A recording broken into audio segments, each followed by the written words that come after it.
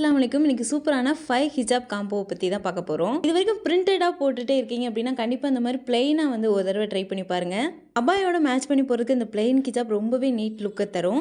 லாங்காக இருக்கும். இதில் லாஸ்ட்டாக நான் எப்படி இதை வேர் பண்ணுவேன்றத வீடியோவும் காமிச்சிருக்கிறேன். அடிக்கிற வெயிலுக்கு நல்லா சாஃப்டாக லாங்காக இருக்கிற ஹிஜாப் வந்து தேடிட்டு இருந்தீங்கன்னா கண்டிப்பாக இந்த காம்போவை மிஸ் பண்ணிடாதீங்க. இது வந்து 300 சம்திங்கில் இருக்குது ரேட்டு. 300க்கு இந்த மாதிரி 5 ஹிஜாப் நல்ல குவாலிட்டியில் இருக்குது. இது எல்லாமே ரொம்ப பிரைட் கலராக இல்லாமல் நியூட் கலர்னு சொல்லுவாங்க. அந்த மாதிரி ஒரு லைட்டான நியூட் கலரில் இருக்கும். இதுலேயே வந்து நிறைய கலர் ஆப்ஷன் இருக்குது. இது அபாய்க்கு மட்டும் இல்லாமல் நம்ம சுடிதாருக்கு கூட இதை வேர் பண்ணலாம். ட்ரெஸ்ஸு ஹிஜாப்லாம் செலெக்ஷன் பண்ணும்போது கிராண்டாக இருக்குன்னு பார்க்குறத விட இந்த மாதிரி எது கம்ஃபர்டபுளாக இருக்குன்னு பார்த்து தான் இப்போலாம் செலெக்ஷன் பண்ணுறேன். அந்த மாதிரி வாங்குறது தான் இது. இதை வந்து நான் அடிக்கடி பர்ச்சேஸ் பண்ணுவேன். பழசாக அதை நைட்டுக்கு யூஸ் பண்ணிவிட்டு புதுசாக இருக்கிறத அபாய்க்கு யூஸ் பண்ணிக்கிடுவேன். பின்னே இன்னர் கேப்லாம் இல்லாமல் எப்படி குயிக்காக நான் ஹிஜாப் வேர் பண்ணுவேன்றதை காமிக்கிறேன். இதில் முன்னாடி பக்கம் மட்டும் லேசாக அந்த மாதிரி மடிச்சுக்கோங்க. அப்போ நல்ல சேஃப் கிடைக்கும் நம்மளுக்கு. முன்னாடி சைடு லாங்காகவும் ஒரு சைடு வந்து ஷார்ட்டாகவும் விட்டுக்கோங்க.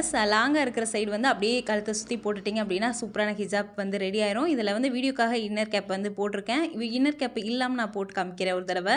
இன்னர் கேப் போடாமல் போட்டால் இந்த மாதிரி தான் இருக்கும். இதில் வந்து நல்லா சேஃப் கொடுக்கறதுக்காக கையை இந்த மாதிரி ப்ரெஸ் பண்ணி இந்த மாதிரி உள்ளே தள்ளணும் அப்படின்னா மேலே நெத்திக்கு மேலே இந்த மாதிரி கார்னர் மாதிரி வரும் நம்மளுக்கு. இது வந்து நல்ல ஒரு சேஃப்னஸ் கொடுக்கும் நம்ம ஃபேஸுக்கு. ரெகுலராக போகிறக்கு இந்த ஹிஜாப் ஸ்டைல் ரொம்ப சூப்பராக இருக்கும். இதுக்கு பின் இன்னர் கேப்லாம் தேயணும்னு அவசியம் இருக்காது. பின் கலந்து வரும் பயமும் இல்லை.